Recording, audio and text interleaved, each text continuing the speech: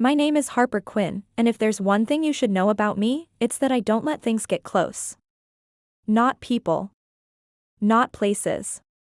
Not roots or promises or the ghosts you keep tucked under your tongue when the lights go out. I learned a long time ago that the softest parts of you are the easiest to bruise, so I hid mine somewhere no one could find them, not even me. I'm 29 years old, though I've felt older since I was 19 and someone taught me that coming home isn't the same thing as being safe. I move every year or so, different apartments, different landlords, different sad corners where I stack my half-empty boxes like maybe, if I never unpack them, nothing can break when I leave. I used to think I was good at it. Leaving. Staying. Light. Keeping the door half open, my boots pointed toward the next place I could run when things got too heavy to hold. But the thing about doors is they swing both ways. Sometimes the thing you keep outside finds a way in anyway. This winter, it was a dog, not just any dog, though if you saw him now, curled up under my blanket like he's been there his whole life, you'd think he was always mine. But he wasn't. He was no one's. Or maybe he was everyone's problem before he was mine. His name is Bruno. Or maybe it isn't. I don't really know.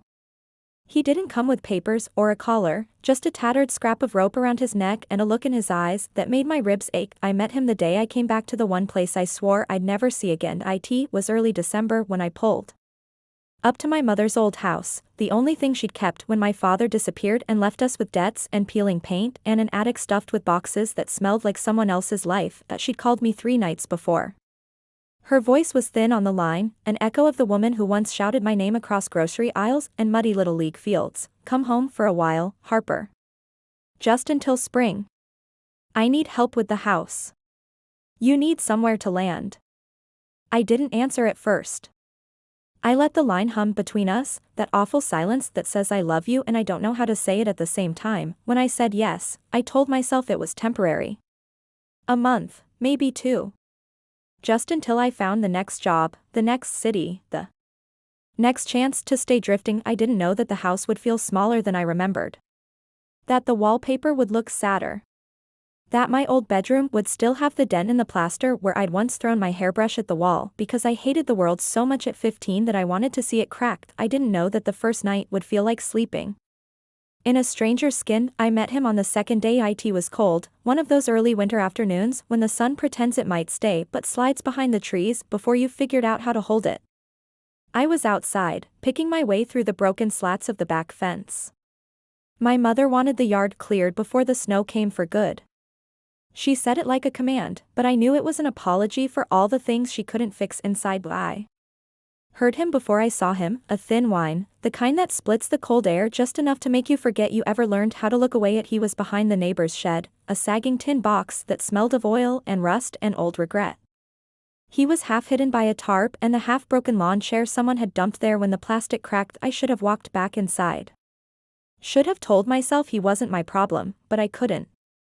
I don't know if it was the way his eyes flicked up when my boots crunched the frosted grass. Or the way his tail didn't wag, just curled tighter against his ribs like he could make himself smaller if he just believed it hard enough. I knelt there, in the brittle grass, cold seeping through my jeans, and said the first thing that came to mind, "Hey, there, stranger." His ears twitched. He didn't move closer. Mrs. Clary, the neighbor, found me 20 minutes later, still crouched there, my breath fogging around his nose. She told me he'd shown up 3 days before. That her son had found him at the edge of the highway. That they'd given him an old blanket and half a bag of dry food from when her last dog passed. They didn't have room for a sick stray. They didn't have money for a vet. They didn't have answers, but they had me. I told my mother I'd keep him just for the night. I said it like a promise. But I'm old enough to know that some promises are lies we tell ourselves when we're too tired to admit we're already too far in. That first night, I made him a bed in the corner of my room, a folded quilt from the hall closet, an old pillow no one had used since my father's car disappeared down the driveway for the last time. I lay on my childhood bed, the same faded duvet pulled tight under my chin, pretending to scroll my phone while my heart counted the quiet breaths from the corner. He didn't sleep. Not really. Every time I shifted, I heard the soft scrape of his paws against the floor, the muffled sigh of him tucking his nose deeper into the quilt's frayed edge to at 2:30 a.m. I turned on my side, facing the wall where my old posters used to be. My hand curled in the space between the sheets and the cold air. I felt him before I saw him, the soft pat of paws over the creaky floorboard that used to wake my mother when I snuck out as a teenager. I didn't move, I didn't breathe. That he paused at the edge of the bed, his breath stirring the hair on my wrist where it rested on the blanket's edge. That he could have turned back, curled into the corner where the shadows would swallow him whole. I half expected him to, but then I felt it, the tentative nudge of his nose under the blanket's hem. The soft, warm press of fur against my palm. My eyes blurred with sleep or memory or something I didn't have a word for. Slowly, like he was testing the weight of the world, he pushed his nose further in, then his head, then his whole trembling body. Yet he pressed against my ribs, all bones and hidden warmth. He curled into the hollow where my stomach met my thighs, his breath a soft, damp circle against my sweater. He didn't move again, neither did I. I lay there in the dark, wide awake, my hand resting over the shallow rise and fall of his chest. I felt his heartbeat under my palm, fast at first, then slower, until it matched mine. I thought about all the places I'd run from, all the nights I'd left before anyone could ask me to stay. I thought about how sometimes the only thing that keeps you here is the thing you never asked for. The way he crawled under my blanket that first night, it shouldn't have meant anything, but the truth is, it still shocks me, every single time. I didn't expect him to stay. Not really. Dogs like Bruno, dogs who show up with ribs like piano keys and eyes too old for their bones, they don't trust soft things easily. And I was nothing if not soft in all the wrong places. The next morning after that first night, I half expected him to be gone, back under Mrs. Clary's broken lawn chair, back to the shadows he knew how to vanish into. But when I cracked my eyes open, I felt the weight of him before I saw him, curled tight under the blanket, pressed so close I could feel the warmth radiating through the thin cotton of my sleep shirt.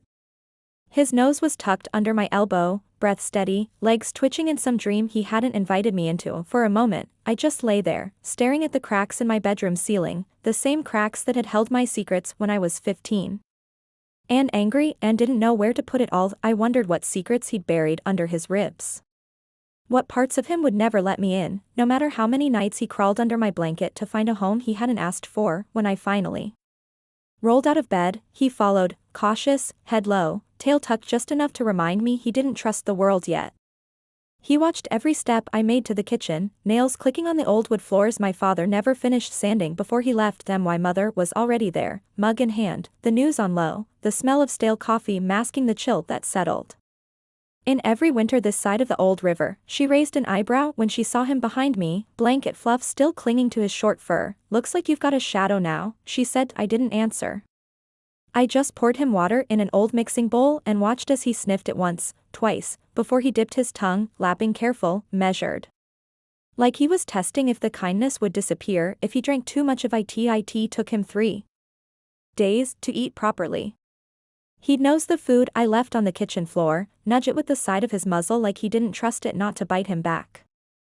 Sometimes he'd wait until I left the room, as if he needed the safety of my absence to let his ribs believe they weren't at war with the world anymore. The first time he ate with me in the room, it was raining, that stubborn, sideways rain that makes the gutters hum and the roof creak over your head like it's trying to remind you it's still here. I sat cross-legged on the kitchen floor, back against the old cabinet my mother kept threatening to repaint. I didn't look at him directly.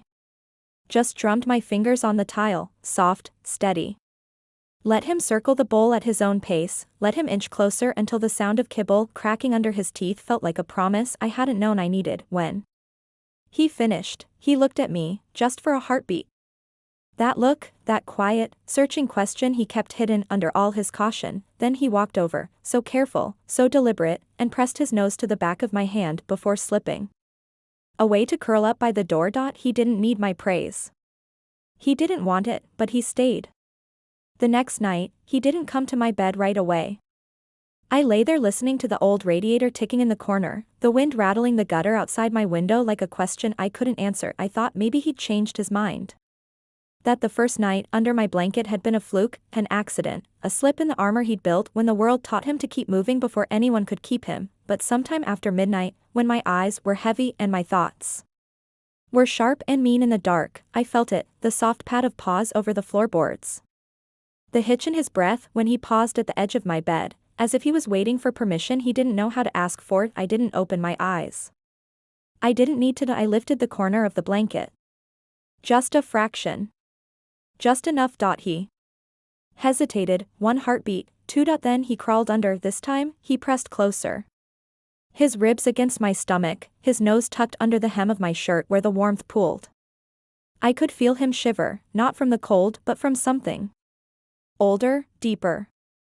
The kind of tremor that lives in you when the world teaches you not to trust warmth for too long. I lay my hand on his shoulder, fingers slipping through the coarse fur until they found the soft place behind his ear. You're all right, I whispered. My voice was so quiet it felt borrowed. I don't know if he believed me. I don't know if I believed me either. The third night, I didn't wait for him to decide. I sat cross-legged on my bed, the lamp on low, the rest of the house wrapped in the hush that only comes when everyone else has given up listening. He sat by the door at first, tail curled around his haunches, eyes locked on mine like he was weighing the cost of letting me in again. I patted the blanket beside me. Just once. He didn't move. So I patted it again, softer. Come on, Bruno. His ears flicked forward. He didn't tilt his head like the well-trained dogs I'd grown up with, the ones who'd chase a ball, sit for treats, wag their tails like wind-up toys when you clapped your hands. He just watched me, the hush between us thicker than the winter pressing against the window. Then he stood. One step. Another. Pause, silent on the old rug. He climbed up, slow, deliberate, the way you creep through a house that's never really felt like yours. When I lifted the blanket, he didn't hesitate this time. He crawled under. Head first. Shoulder next. Tail curling tight against my thigh. He lay there, pressed so close I could feel every shallow breath, every tremor that hadn't left his bones yet. Sometimes I wonder what he sees when he curls up under there. If he dreams in color.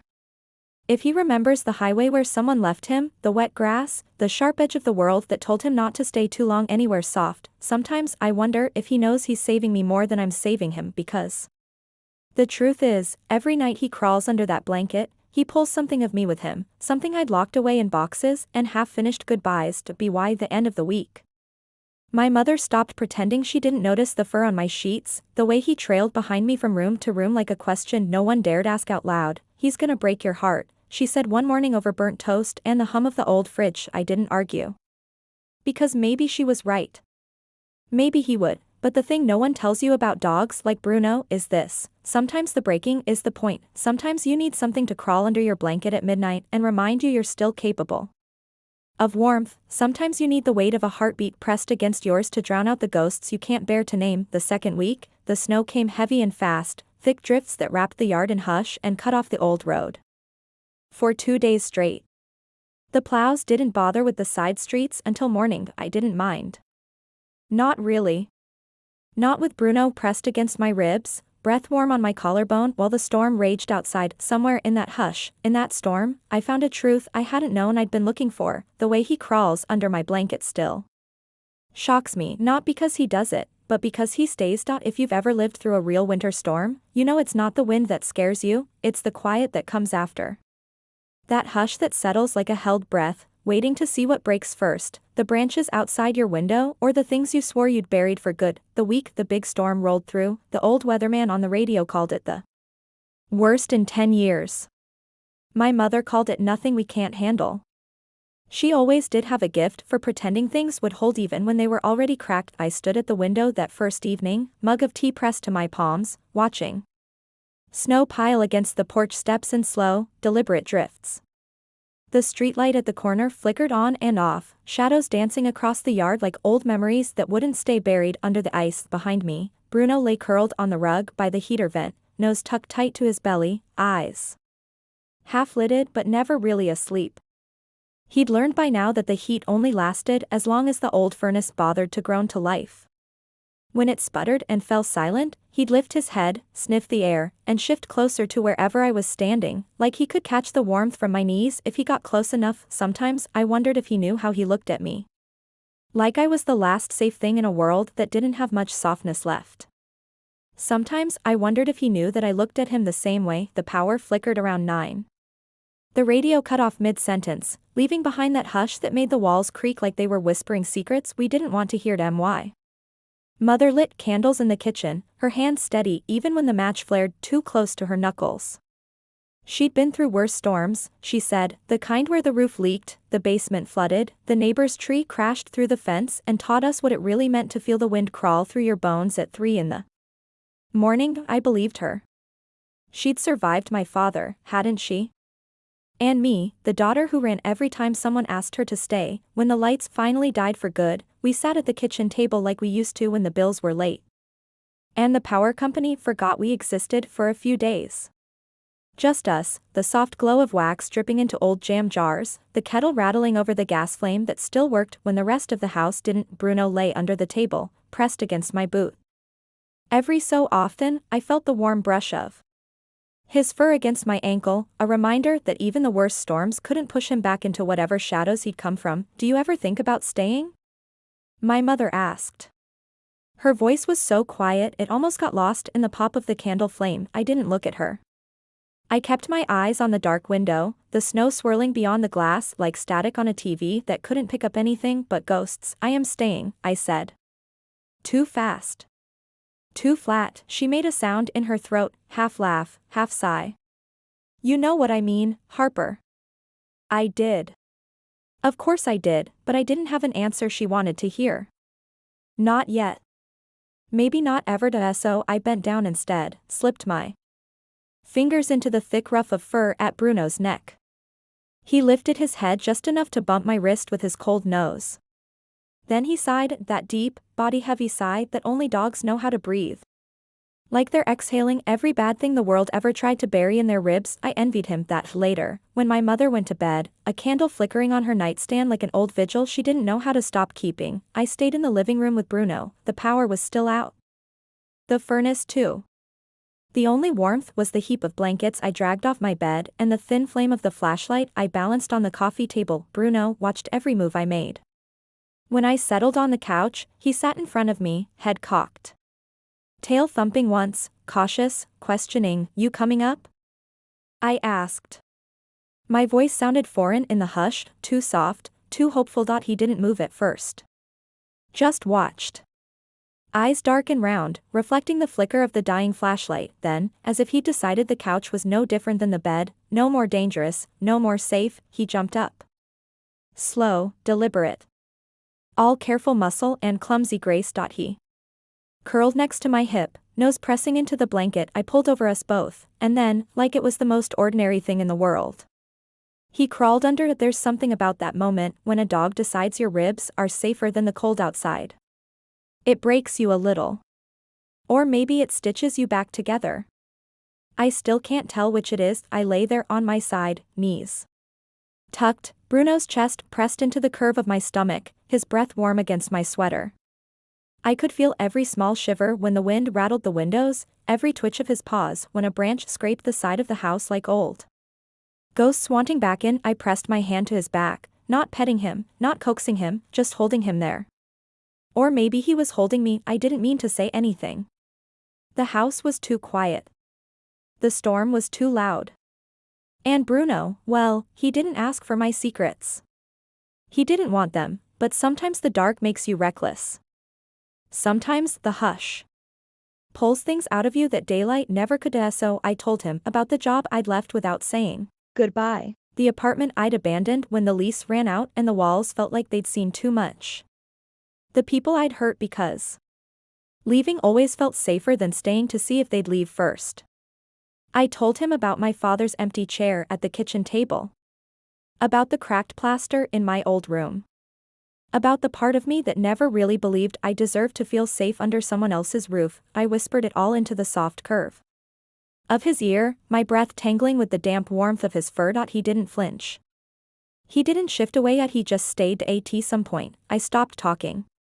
My throat was raw, my eyes hot.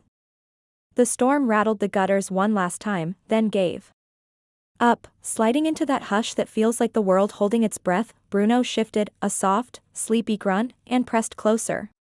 His nose found the inside of my elbow, the place where my pulse skittered like it didn't trust me to hold it steady, and then he crawled deeper under the blanket, until all I could feel was his heartbeat pressed against my ribs. When the power flickered back to life hours later, the old furnace groaning like it was waking from a bad dream, I didn't move, I stayed there, tangled up in a blanket that smelled like old detergent and dog fur, listening to the steady rise and fall of the one thing in this house that didn't know how to leave me. Sometimes I wonder if he knew.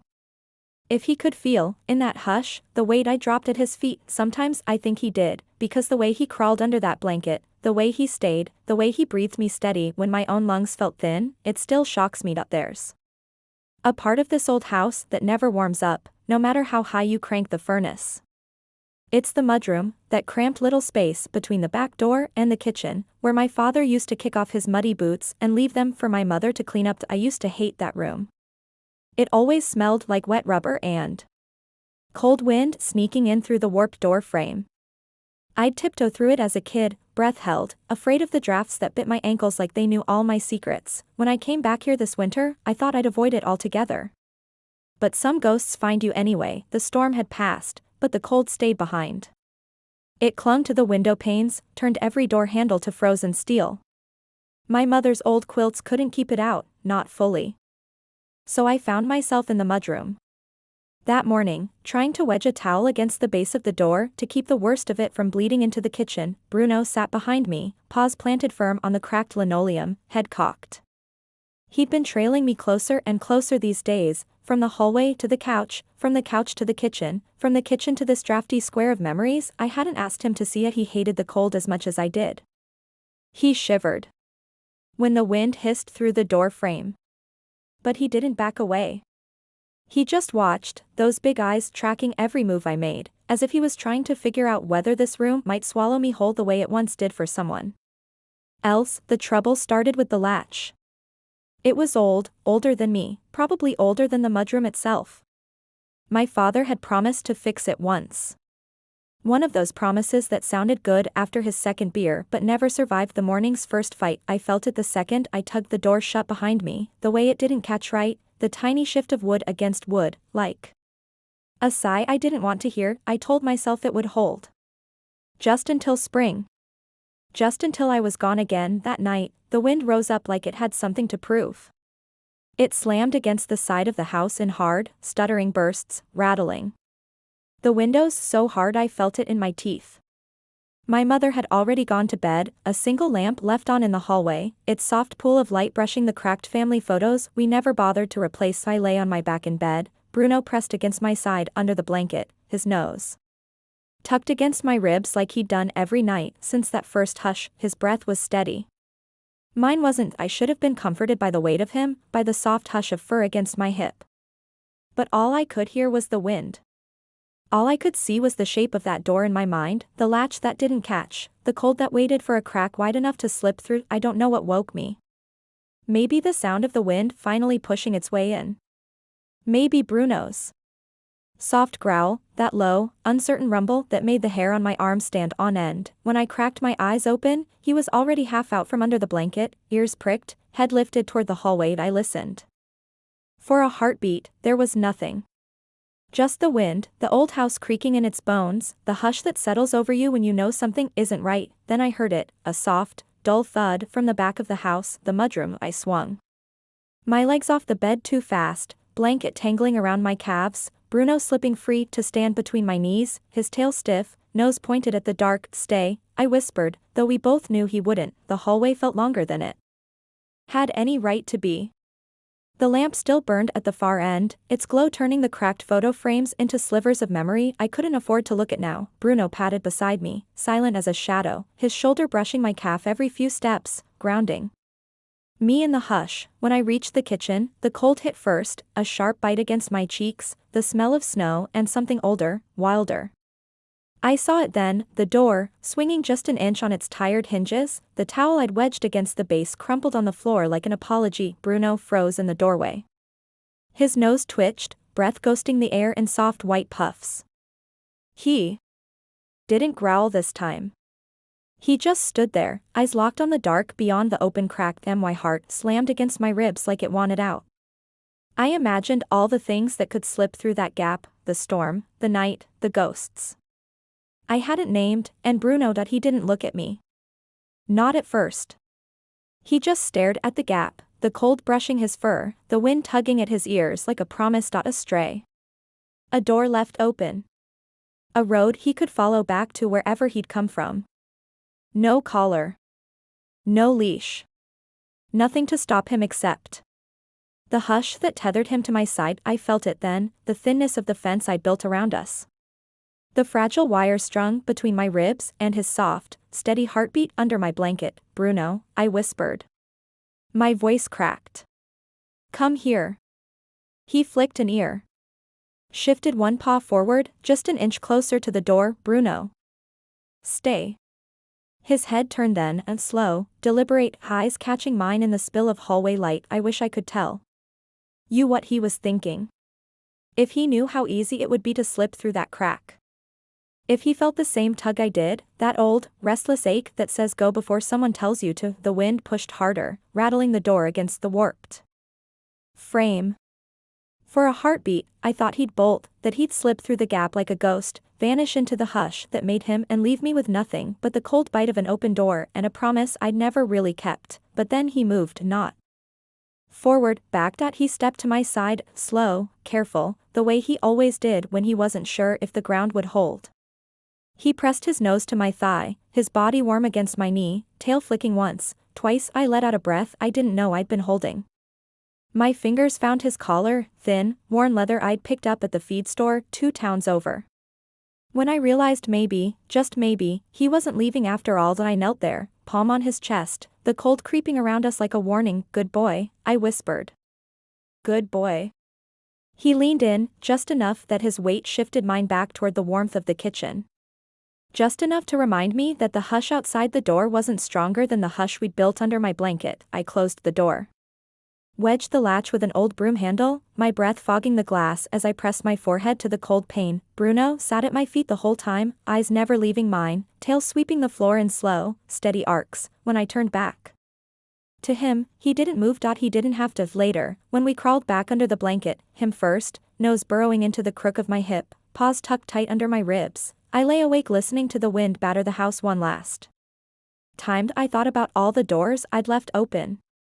All the roads I'd run when things got too close, too warm, too soft. I thought about the way he'd looked at that crack in the door, the hush waiting outside, and chosen me instead. The way he crawled under my blanket that night. It still shocks me, because every time he does, he reminds me, sometimes staying is braver than going up. There's a kind of hush that comes when winter's teeth start to loosen their grip on the world.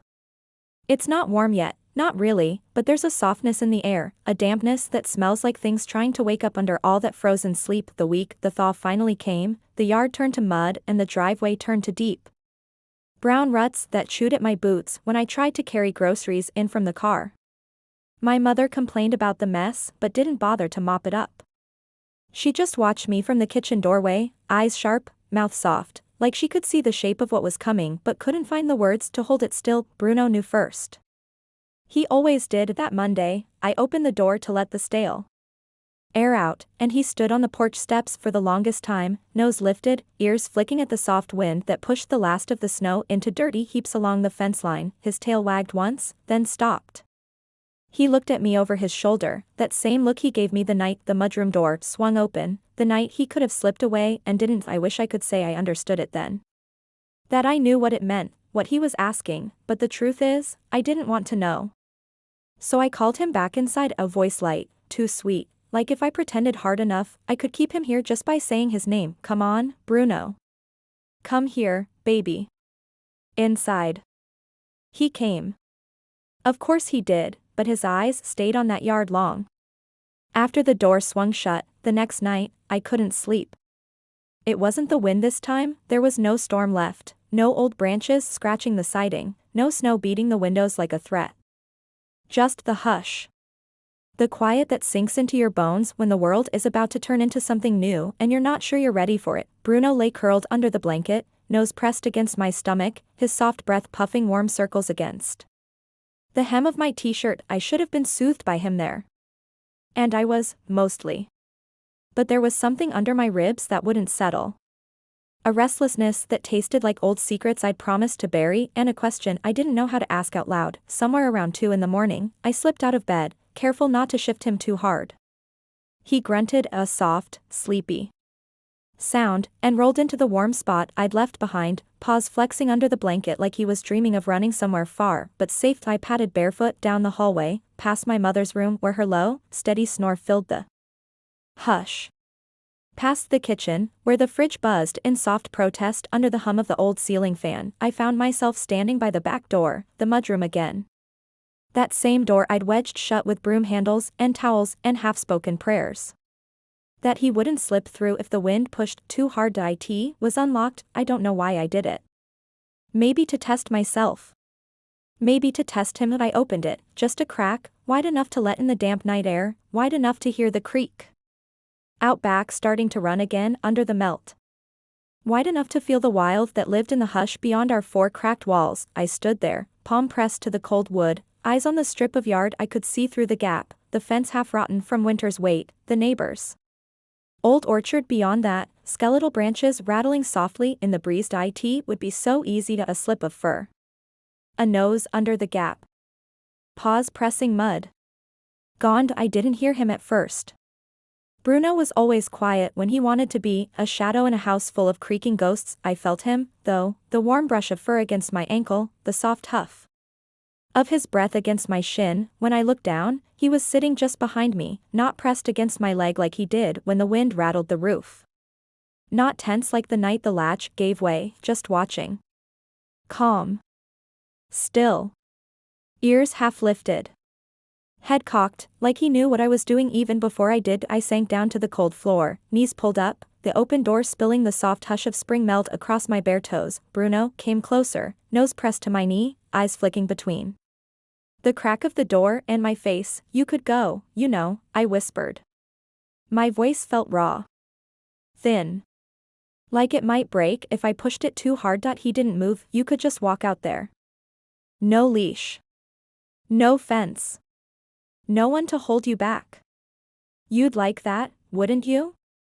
He licked his nose, soft and quick, then pressed it harder into the crook of my elbow. I thought about every place I'd run to before. Every door I'd slammed behind me before anyone could follow. Every apology I'd left half-finished on a sticky note taped to a fridge someone else would empty out. I thought about how easy it would be to run again. To pack up the duffel bag I'd never fully unpacked. To slip my boots on before dawn, keys in hand, tires spinning mud on the driveway while the old house faded in the rear view. I thought about how easy it would be to let him slip through this crack with me, or without me. Bruno sighed then, that deep, low rumble that says I'm here in a language only dogs know how to speak. He stepped forward, paws bracketing my legs. His nose pressed to my chest, warm and damp and real. I buried my fingers in the soft fur behind his ear, the spot he always leaned into, the place that made his back legs quiver when he trusted me enough to stay still. I don't know how to stay, I whispered into his neck. I don't know how to keep anything. He shifted, weight leaning harder against my knees, breath puffing soft warmth through the thin cotton of my old pajama pants. I swear I felt him answer, not with a bark or a wag, but with the steady hush of his ribs rising and falling under my palms. Somewhere behind us, the house creaked, a soft groan in the walls like an old friend clearing its throat. My mother's door didn't open. The fridge kept humming. The creak outside kept whispering go, go, go, but Bruno didn't move. He didn't look at the door. He looked at me, and when I closed it, slow, careful, the latch catching with a tired click, he didn't flinch. I carried him back to bed that night. Not because he needed it. He could have walked, he could have run, he could have slipped through that crack in the dark and found a world without fences. I carried him because I needed it. The solid weight of him pressed against my chest. The damp warmth of his nose tucked under my chin. When I lay him down on the rumpled blanket, I slid in after him, knees tucked to his belly. Arms curled around the soft stretch of fur that covered all the parts of him the world had tried to chew up. He pressed closer, his nose under my ribs, his paws draped across my arm like a promise. When the sun cracked the horizon a few hours later, the first bird calls drifting in through the thin glass of my bedroom window, I found myself wide awake, eyes tracing the slow curve of his flank rising and falling with each soft breath. I thought about all the ways I'd taught myself to leave. All the excuses I'd stacked up like boxes I never bothered to unpack. I thought about how sometimes the bravest thing you can do is let the door stay closed. Let the leash hang by the door, unused. Let the wild hush of the world stay on the other side of the wall, where it can't touch the softness you're finally ready to keep. The way he crawled under my blanket that last night, it still shocks me, because he could have run, but he stayed, and this time, so did I.